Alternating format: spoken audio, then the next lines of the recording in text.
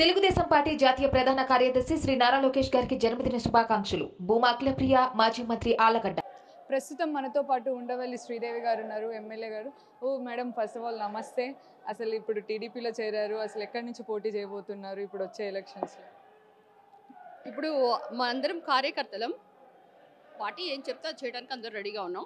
ఎక్కడి నుంచి పోటీ చేయాలి, ఏం చేయాలి అనేది చంద్రబాబు నాయుడు గారి ఆదేశాల ప్రకారం మేము నడుచుకుంటాం. అయితే ఏంటంటే అందరి కార్యకర్తల మనోభావాలు మాత్రం ఒకటే. ఎందుకంటే మీ అందరూ తెలుసు, ఆంధ్రప్రదేశ్లో ప్రతి కార్యకర్త మీద ఏ విధంగా నరకయాతన చూపిస్తున్నారో. బయట నడిస్తే కేసు, మాట్లాడితే కేసు, ప్రశ్నిస్తే కేసు, ప్రతిపక్షాలు ఇలా ధ్వంసం, ఏది చెయ్యని దానికి కూడా కేసులు పెట్టి ఎంతో నరకయాతన, రాక్షస పాలన నడిపిస్తున్నారు. అయితే ప్రజలందరూ కూడా ఒకే మాట అంటున్నారు, రానున్న 2024 ఎలక్షన్లో అసలు ఎలక్షన్ ఎప్పుడు వస్తుందా అని కూడా వెయిట్ చేస్తున్నారు. ఎందుకంటే ఈ రాష్ట్రానికి పట్టిన దరిద్రాన్ని, క్యాన్సర్ గడ్డని వదిలించుకోవాలంటే చంద్రబాబు నాయుడు గారు లాంటి విజనరీ మాత్రమే ఇది సాధ్యం. కనుక నారా చంద్రబాబు నాయుడు గారు ఎప్పుడు సీఎం అవుతారని కూడా ఎదురు చూస్తున్నారు. అయితే ఇటు జగన్మోహన్ రెడ్డి ఏమో 175 మాకే వస్తాయి సీట్స్, టీడీపీకి ఒక్కటి కూడా రావు అని చెప్తున్నారు. దీనిపై మీరు ఎలా స్పందిస్తారు? ఏ పార్టీ అయినా వాళ్ళ పార్టీ బాగుందని అనుకుంటారు. అదొక భ్రమ, అదొక మిథ్య అంటారు. So it's like they are in delusions. So 175/175, why not 175 అంటుంటే ఇప్పుడు ప్రతిపక్షాలు కూడా అంటున్నాయి, వై నాట్ పులివెందుల అని, వై నాట్ 1 to 7 అని. ఎందుకంటే ఈరోజు ఎలా ఉందంటే ఆంధ్రప్రదేశ్ పాలన మీ అందరికీ తెలుసు, కొత్తగా చెప్పక్కర్లేదు. ఒక రోడ్డు లేదు, రోడ్లో ఎలా ప్రయాణం చేయాలని కూడా క్యాబ్ డ్రైవర్స్ ఏంటంటే, తర్వాత ఆటో డ్రైవర్స్ మదన పడుతున్నారు. ఎందుకంటే వాళ్ళకి 10,000 ఇచ్చేసి ₹1,00,000 ఖర్చు వస్తుంది వాళ్ళకి. ఎందుకంటే ఆ టైర్లు పంక్చర్ అవడం, లేకపోతే ట్యాక్స్లని, తర్వాత వాళ్ళకి లైసెన్సులు సరిగా లేవని. సో కనుక ఒక చేతో ₹10 ఇచ్చి, ₹100 లాంటిది ఇచ్చి, ఇంకో చేతో 1,00,000 కొట్టేస్తున్నారు. ఇప్పుడు నిత్యావసర సరుకులు చూడండి ఏ విధంగా రేట్లు పెరిగింది. నేనే ఈ మధ్య ఒక చోట షాప్కి వెళ్ళాను, ఒక ఆయిల్ ప్యాకెట్ అడుగుతుంటే ఒక ₹100 ఇచ్చా. కాదండి ఇది 180 అంటున్నారు. అంటే ఎలాగా రేట్లు పెరిగినాయో మీరు చూడండి. ఒక పప్పు ధర, సపోజ్ పెసరపప్పు, మొన్న పండక్కి పెసరపప్పు కొందామని వెళ్తే అది కాస్త ₹180, 200. సో ఏది కూడా పట్టుకుంటే 200 తప్పితే ఏది కూడా 100 లోపు లేదు. అంటే నిత్యావసర సరుకులు అయితేనే, డీజిల్ పెట్రోల్ ధరలు అయితేనేంటి, అసలుకి రాష్ట్రంలో యువతకు ఉపాధి కావాలన్నా, లేకపోతే రాష్ట్రం అమరావతి కట్టాలన్నా, లేకపోతే పోలవరం నిర్మించాలన్నా, లేకపోతే ప్రత్యేక హోదా కావాలన్నా, ఇవన్నీ డిమాండ్స్ ప్రజలకి ఎన్నో ఉన్నాయి. ఎవరు కూడా ఒక్కసారి కూడా, నాకు కూడా తెలుసు, నేను ఢిల్లీలో ఒకసారి వైసీపీలో ఉన్నప్పుడు, నియోజకవర్గ ఇన్ఛార్జిగా ఉన్నప్పుడు వెళ్ళి మేమందరం కూడా అక్కడ మాట్లాడడం జరిగింది, ప్రత్యేక హోదా కావాలి, ప్రత్యేక హోదా కావాలని. ఆ రోజు వైసీపీలో ఉన్నప్పుడు ఆ మాట అన్నాం. కానీ ఆ వైసీపీలో నేను ఎమ్మెల్యేగా గెలిచిన తర్వాత ఆ మాటే లేదు. అంటే ఎలక్షన్ల ముందు స్టంట్స్ వేరుంటాయి, ఎలక్షన్ల తర్వాత మాట తప్పడం, మడిమ తిప్పడం. జగన్ అంటే మాట తప్పడు, మడిమ తిప్పడు. కానీ ఇవన్నీ కూడా ఇప్పుడు అంగన్వాడీ మీద ఎంత కేసులు పెట్టడం, తర్వాత ఈరోజు వాళ్ళ పోస్టింగ్లు కూడా ఊడిపోతున్నాయని చెప్తున్నారు, కొత్త వాళ్ళు వేస్తామని. సో ప్రతి ఒక్క వర్గం, ఒక రైతులేంటి, మహిళలు అయితేనేంటి, ఇక ఎస్సీస్ దళితుల గురించి అసలు చెప్పక్కర్లేదు. ఎందుకంటే 27 సప్లాన్ నిధులను నొక్కేస్తారు. ఆ నిధులు కాస్త డైవర్ట్ చేయటం, రకరకాల నవరత్నాలని, నవమోసాలు చేయటం. అంతేకాకుండా ఈరోజు మనం గమనిస్తే అసలుకి అంబేద్కర్ విగ్రహం అనుకుంటూ కడితే ఇక్కడ హైదరాబాద్లో అది 150 కోట్ల దగ్గర అవుతుంటే అక్కడ 400 కోట్లు ఎందుకు అయింది? అంటే ప్రతి చోట కమిషన్స్, దోచుకో పంచుకో, ఇది డిప్యూటీ పథకాలు తప్పితే అక్కడ ఏమీ లేదు. అదే ఈ విధంగా పాలన చూస్తున్నారు అందరూ. ఏంటంటే ఒక ఛాన్స్ అని ప్రజలందరూ కూడా జగన్ గారు అడిగితే ఏదో రాజ్యాన్ని తెస్తాను, ఏదో అసలుకి మీకు మీ బిడ్డగా నన్ను యాక్సెప్ట్ చేయండి, మీకు అసలు ఎంతో అద్భుతాలు సృష్టిస్తానంటే, రాజ్యం ఏటో చూడలేదు కదా, రామరాజ్యం ఏటో చూడలేదు. జగన్ రాజ్యం ఎలా ఉంటుందని చూస్తే, ఈ జగన్ రాజ్యంలో రాజారెడ్డి రాజ్యాంగం ఉంది కనుక అంబేద్కర్ రాజ్యాంగం లేదు. మాలాంటి ఎమ్మెల్యేస్నే ఈరోజు మీరు గమనిస్తే, ఎమ్మెల్యేస్కి, ఎస్సీ ఎమ్మెల్యేస్కి అసలు సీట్లు ఎక్కడైనా ఉన్నాయమ్మా? తీసుకునే అన్నీ వాళ్ళవే. అసలుకి ఈరోజు ఎమ్మెల్యేస్ని మ్యూజికల్ చైర్స్ లాగా అటు నుంచి ఇటు నుంచి ఆ చెత్తను తెచ్చి ఇంకొక చోట, ఈ చెత్తను తెచ్చి ఇంకో చోట, అట్లా మ్యూజికల్ చైర్స్ లాగా ఆడుతుంటే అసలుకి అంత స్టెబిలిటీ లేకుండా ఎమ్మెల్యేస్ని మారుస్తున్నారంటే వాళ్ళు ఏ విధంగా సంకేతం ఇస్తున్నారు? మీరు అడుగుతున్నారు 175 నియోజకవర్గాల్లో 170, వై నాట్ 175 అంటే అసలు అంటే నువ్వు ఆ ఎమ్మెల్యేని నుంచోబెట్టి నువ్వు గెలిపించలేవా ఆ క్యాండిడేట్ని? సో ఆ క్యాండిడేట్ని తీయటం అనేది అక్కడ instability. They don't have what you say, that they will win. So కనుక ఒక చెత్తను తెచ్చి ఇంకో చోట వేస్తే వాళ్ళు మాత్రం యాక్సెప్ట్ చేస్తారా? ఇంక కొత్తగా ఉన్న ఇంకొక ఏంటంటే ఇప్పుడు కొత్త క్యాండిడేట్స్ మార్చిన తర్వాత వాళ్ళ మీద కూడా సర్వే చేసి వీళ్ళు సరిగ్గా లేరు ఇంకొకళ్ళని తీసుకురాడు. అంటే ఏంటంటే ఒకటో కృష్ణుడు, రెండో కృష్ణుడు, మూడో కృష్ణుడు ఇలా క్యాండిడేట్స్ మారుతూనే ఉంటారు. మీరు ఎప్పుడైనా రిలే ఆడారా చిన్నప్పుడు?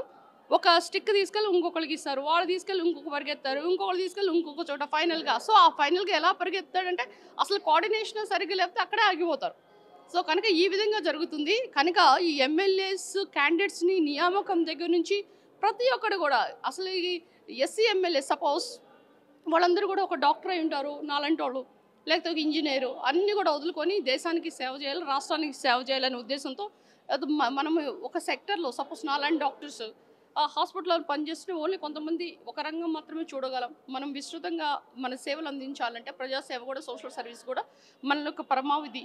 కనుక వెళ్తే వాళ్ళకి సీట్లు పీకేస్తుంటే వాళ్ళు నెక్స్ట్ వాళ్ళ భవిష్యత్తు ఏంటి?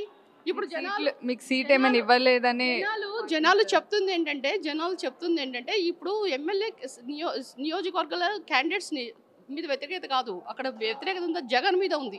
ఆయన మారిస్తే కానీ రాష్ట్రం బాగుపడదని ప్రజలందరూ కూడా నిశ్చయించి కూర్చున్నారు. ఇప్పుడు మీరు ఒక మాట అన్నారు, ఎమ్మెల్యేలని పీక్ పడేస్తున్నారని. అంటే మీకు ఎమ్మెల్యే సీట్ ఇవ్వలేదని మీరు ఏమైనా పార్టీ మారారా? అమ్మ, నేను ఈ విషయం మీకు 1.5 year నుంచి చెప్తున్నాను. నేను పార్టీ మారటాలు నేను ఏ స్టాండ్ కూడా తీసుకోలేదు. నేను మొన్నటి వరకు కూడా I'm in YCP rebel MLA. ఎందుకంటే నా ప్రదేశం రాజధాని ప్రదేశం తాడికొండ.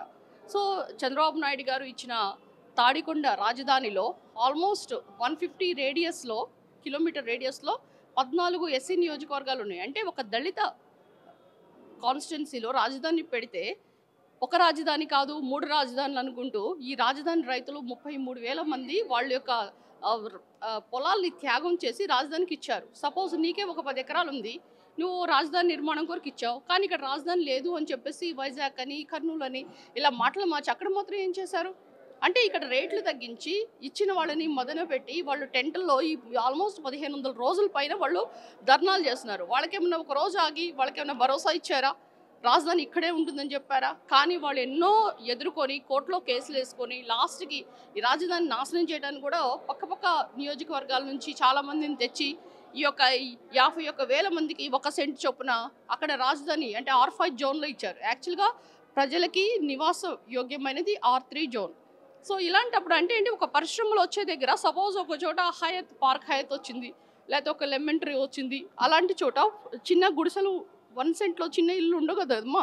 సో అది కమర్షియలైజ్డ్ పరిశ్రమల కొరకు తర్వాత ఏమైనా విద్యా సమస్యల కొరకు ఉంచిన జోన్ అది. ఆ జోన్ని డిస్టర్బ్ చేసి అంటే రాజధాని సర్వనాశనం చేయాలి, ఈ రాజధాని ఇక్కడ ఉండకూడదు, దీనికి ఒక అమరావతి అని పేరు పెట్టి అసలు అక్కడ రాజధాని ప్రజల మనోభావాలను దెబ్బతింటే ఇప్పుడు నేను రాజధాని ఎమ్మెల్యేగా అంటే నా ప్రజలు ఏమైనా కానీ నేను మాత్రం నా పదవులు తీసుకొని నేను హ్యాపీగా ఉంటాను, నాకు మినిస్టర్ పదవి కావాలి, నేను మళ్ళీ కంటెస్ట్ చేయాలి, నేను అలా రాలేదు. నేను హైదరాబాద్లో ఐఎమ్ ఏ టాప్ 10 డాక్టర్స్లో గుడ్ ప్రాక్టీషనర్. నేను అక్కడికి వెళ్ళింది మా తండ్రి గారి ఆశయాల కొరకు నేను పార్టీ తరపు నుంచి సేవలు అందించడానికి నాకు ఆ పార్టీ అవకాశం ఇచ్చింది. అలాంటప్పుడు ప్రజలు నాకు ఓటేసి నన్ను ఎమ్మెల్యేగా నించుంటే లేదు వాళ్ళు టెంట్లో ధర్నాలు చేస్తుంటే లేకపోతే లేడీస్ ధర్నాల్లో వాళ్ళ జుట్టు లాగి వాళ్ళ డొక్కలో తన్ని వాళ్ళని చిత్రవద చేస్తుంటే బాగుంది, ఒకే రాజధాని ఉండాలని మనం అలా అనం కదా. ఒక రాజధాని ఉండాలి అని నేను చెప్పితేనే వాళ్ళు మనకి ఓటేశారు. ప్రతి ఒక్క రోజు కూడా నేను ప్రతి ఇళ్ళకి వెళ్ళినప్పుడు కూడా క్యాంపెయిన్ చేయనప్పుడు రాజధాని ఇక్కడే ఉంటుంది కదా అని నన్ను అడిగారు. నేను అప్పుడు చెప్పాను ముఖ్యమంత్రి గారు ఇక్కడే ఇల్లు కట్టుకున్నారు, రాజధాని ఇక్కడే ఉంటుందని. మరి అలాంటప్పుడు ఈ రాజధానిని తీసుకొని వెళ్తుంటే నేను సంతోషంగా తీసుకెళ్ళండి 3 రాజధానులు ముద్దు అనలేను కదా. సో కనుక నా ప్రజల కొరకు నా యొక్క 1.5 year ఎమ్మెల్యే పదవి కూడా త్యాగం చేసి ప్రజల తరపున అమరావతి రైతులకి నేను మద్దతు ఇస్తూ ముందుకెళ్తున్నాను. అయితే వైఎస్ షర్మిల పార్టీలో కాంగ్రెస్ పార్టీ అధ్యక్షురాలుగా చేపట్టారు. సో దాన్ని ఎలా చూస్తారంటే ఇది ఏమైనా వైసీపీకి కానీ టీడీపీకి కానీ మైనస్ అంటే ఓట్లు చీల్చే అవకాశాలు ఏమైనా ఉన్నాయా? వైఎస్ షర్మిల గురించి మనం ఎక్కువ మాట్లాడుకుందామా? పార్టీ సిద్ధాంతాల ప్రకారం ముందుకెళ్తారు. సో ఆమె పనిచేసే తీరుని బట్టి కాంగ్రెస్ పార్టీని యాక్చువల్లీ అది తల్లి కాంగ్రెస్ అక్కడ జనాలందరినీ కూడా తీసుకొని ఈ పిల్ల కాంగ్రెస్ వైసీపీ అనేది డెవలప్ అయింది. ఇప్పుడు ఎప్పుడైతే మళ్ళీ తల్లి వస్తుందో పిల్లలందరూ వెళ్ళిపోతారు, అది అక్కడ జరిగే విషయం.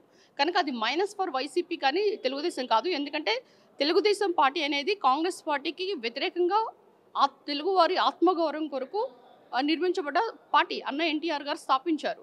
సో అలాంటప్పుడు కాంగ్రెస్తో ఇర్రెస్పెక్ట్ ఆఫ్ ఎనీ పార్టీ తెలుగుదేశంకి ఎలాంటి డ్యామేజ్ ఉండదు కనుక వాళ్ళు అన్న చెల్లి తేల్చుకోవాలి తప్పితే అది తెలుగుదేశం పార్టీకి 0 మైనస్ అవుద్దని కూడా చెప్తున్నాం. ఒక నిలకడ లేని ప్రభుత్వం జగన్మోహన్ రెడ్డిది అంటూ కూడా ఉండవల్లి శ్రీదేవి గారు చెప్తున్నారు. ఎందుకంటే రోడ్లు సరిగ్గా లేవు, ఏదో ఆటోలకి క్యాబ్ డ్రైవర్లకి 10,000 పడేస్తున్నారు, కానీ వాళ్ళకి మొత్తం ₹1,00,000 అవుతుంది. ఈసారి 175 కాదు కదా, 127లో కూడా వాళ్ళు గెలవరు అని చెప్తున్నారు ఉండవల్లి గారు. కెమెరామెన్ పరశురామ్తో దివ్య, RTV హైదరాబాద్. మరిన్ని వీడియోస్ కోసం ఛానల్ ని సబ్స్క్రైబ్ చేయండి, లేటెస్ట్ అప్డేట్స్ కోసం వాట్సాప్ ఛానల్ ని ఫాలో చేయండి అండ్ లింక్ డిస్క్రిప్షన్ లో ఉంది.